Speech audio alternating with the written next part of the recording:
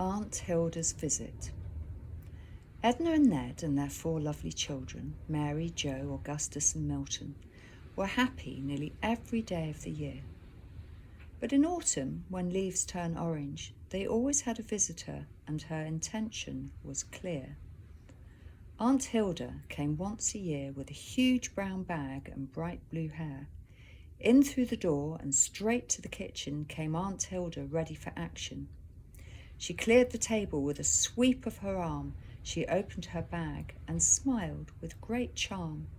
Out came the pots, out came the pans, and a big bag of vegetables. It was part of her plan. There were eggs that she juggled, carrots that she cut, cabbage which she coddled, and chilies that were hot. All day she spliced and sliced peas and carrots and lots of spice. She cut them and tossed them into the air, then into the pans with some blue hair.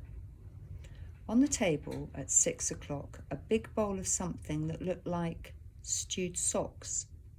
Aunt Hilda, with a joyful grin, shouted, "Supper!" and filled 5 plates full to the brim with the oily, brown, mushy sort of thing. The children cried and rubbed their eyes. "We've got a tummy ache," they sighed. Edna and Ned were not surprised, and they all went to bed and closed their eyes. So into the fridge went the uneaten mush, and after Aunt Hilda had left, they went to the fridge to clear out the mess. Edna and Ned's eyes grew big.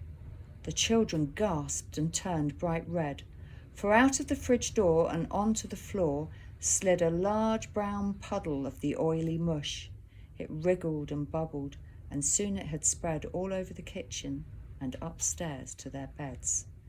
It just kept coming out of the fridge, all over everything, that nasty brown veg. "Help!" cried the children. "Help!" shouted Ned, as Edna tried to stop it with a broom on top of the bed. The children got buckets, which soon filled to the brim, but the rooms kept filling. It was really very grim. They made a boat out of hats, books, and a coat, and they sailed out of the door to a safer shore. But the mush kept coming, even more than before, and the family knew they couldn't take it any more. Suddenly, Aunt Hilda returned with her big brown bag, which she opened and turned. All the mucky mush started to flow into her bag. They saw it all go. Aunt Hilda began to mumble, and as she did, the mushy thing slowed right down and grumbled. Soon it had disappeared into her bag until all was cleared, and the children shouted, "Hurrah!" as Aunt Hilda curtsied and said, "Voila!" She picked up her bag and waved goodbye and said, "I'll be back next year to make you a pie."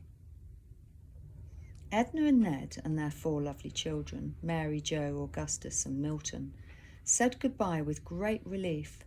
They loved Aunt Hilda very much and wished her great happiness and such, but her big brown bag they hoped never to see, and they really hoped it would get lost out at sea, tossed on the waves and sink to the bottom, though they knew for them it would never be forgotten.